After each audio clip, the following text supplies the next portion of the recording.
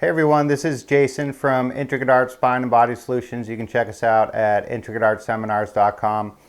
I just wanted to talk to everybody today about headaches and dizziness, right? So these are two extremely common problems that people all over the country, all over the world suffer from. And a lot of the people that are suffering from these two symptoms are suffering needlessly, right? So one of the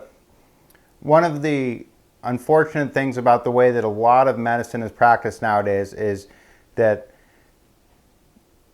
the underlying cause of the problem is often not addressed. It's the symptoms that are addressed, and there's nothing wrong with addressing the symptoms, but if you fail to address the underlying cause of the problem, you're never going to have a chance of actually fixing anything. So this happens with headaches and dizziness a lot because the vast majority of medical practitioners don't quite understand how much of a detriment your musculature can cause to your nervous system, which leads to things like dizziness and headaches. So as far as headaches goes, the upper cervical spine, one of the things that is known to happen with chronic muscle pathology, especially in the cervical spine, but this can happen anywhere in the body. But when we're talking about cervical musculature, there's a nucleus in the dorsal horn of your spinal column right at around C2 called the trigeminocervical nucleus. And that nucleus is part of a complex called the trigeminocervical complex, which plays a major role in maintaining our autonomic nervous system homeostasis, our hormone function, all sorts of stuff. And that trigeminocervical nucleus basically goes from that nucleus at C2 up into various parts of our brain, and it controls a huge amount of function in our brain. So the current thought process is that with enough negative afferent signals going from the cervical musculature to the brain, especially the true suboccipital muscles, but other muscles too, some of the afferent nerve fibers cross right over on top of that nucleus in the spinal cord, and we think that somehow with enough negative afferent electricity information going across that nucleus, that some of that gets transferred to the nucleus, or something happens that causes the nucleus to short circuit, right? So again, like with so many other impairments, sympathetic autonomic hyperactivity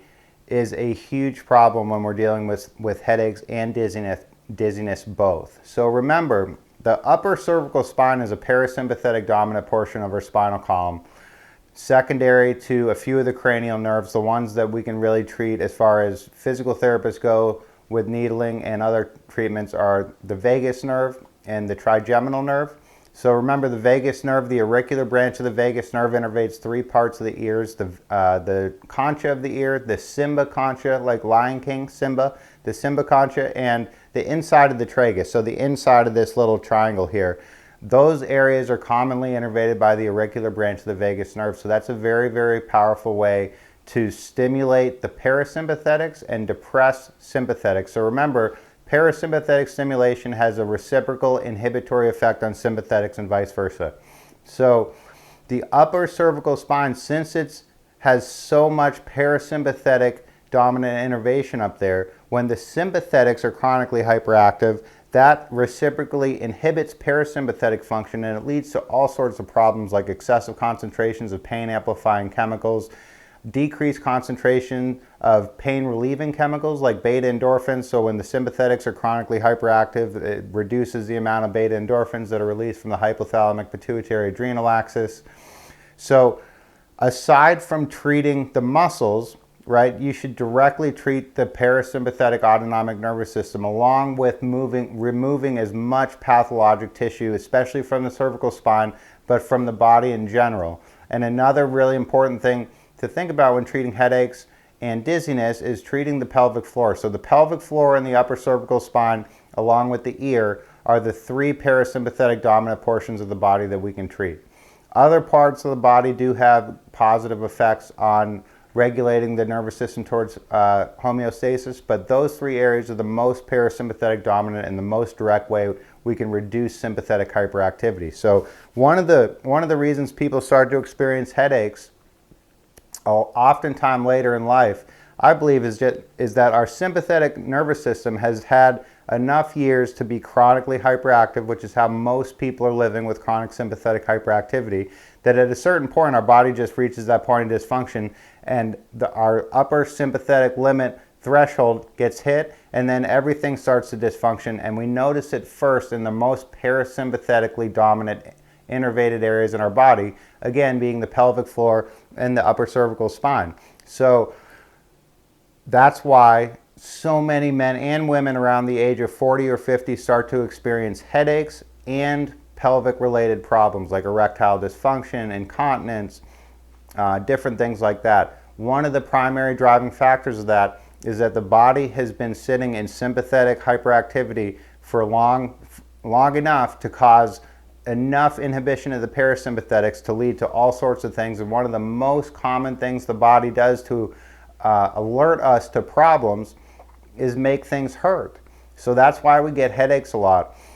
So with the use of dry needles, treating headaches and dizziness becomes really much simpler if they are secondary to musculoskeletal problems, with which the majority of them are, right? Neuromusculoskeletal problems. Is needles can directly treat muscles and other tissues in the body, where all other treatments are some form of indirect treatment. We can also directly target muscles like the pelvic floor. We can target areas like the ear with electrical stimulation, very, very calming on the sympathetic nervous system.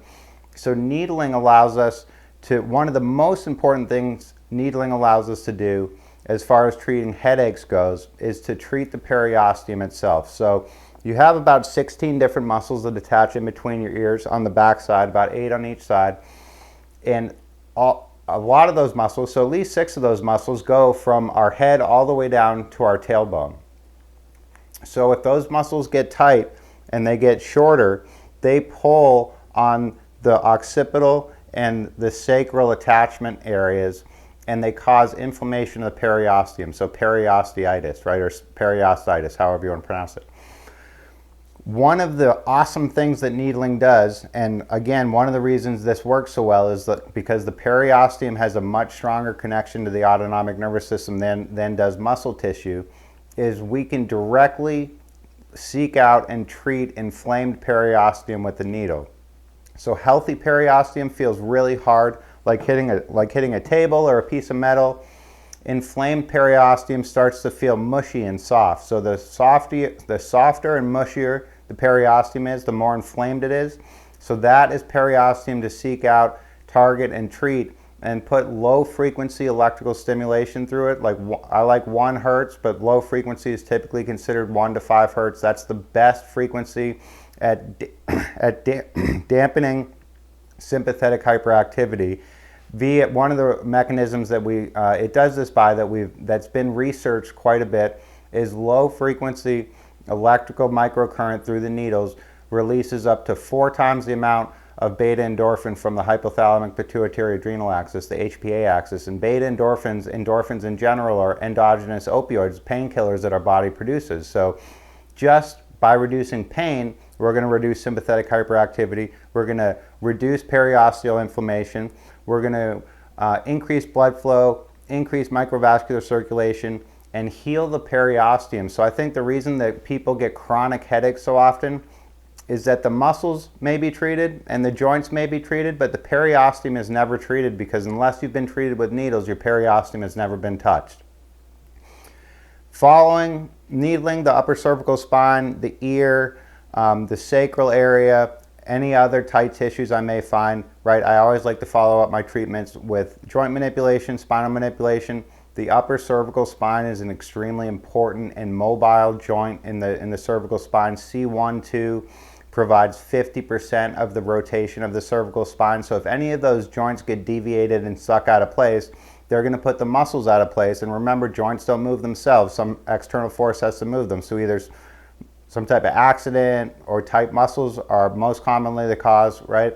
The muscles should be addressed first, and then if you can manipulate and get the joints back to neutral following dry needling, that also has an amplifying effect on the release of beta endorphins, which dampens sympathetics, elevates parasympathetics, leads the autonomic nervous system towards homeostasis, and allows the mind and the body to heal themselves and each other, which is an extremely important aspect of what dry needling does. So I can't tell you how many patients I've had that have had dizziness or headaches for years and decades, and they have had all the other so-called correct treatment, but nothing has ever been done to specifically target the parasympathetic nervous system to induce autonomic nervous system homeostasis, and nothing has ever been done to specifically target the cervical periosteum, which allows, again, it helps heal the periosteum, which makes the autonomic nervous system more homeostatic, which allows the mind and the body to heal themselves. So it's an extremely powerful tool to treat and resolve dizziness and headaches. They're oftentimes involved with each other.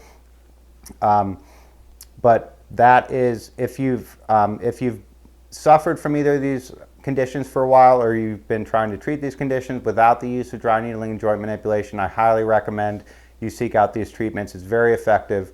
It's just like with any treatment, you need to find somebody that's skilled at doing it. If anybody has any questions about anything, you can get hold of me. Check us out at intricateartseminars.com. Thanks.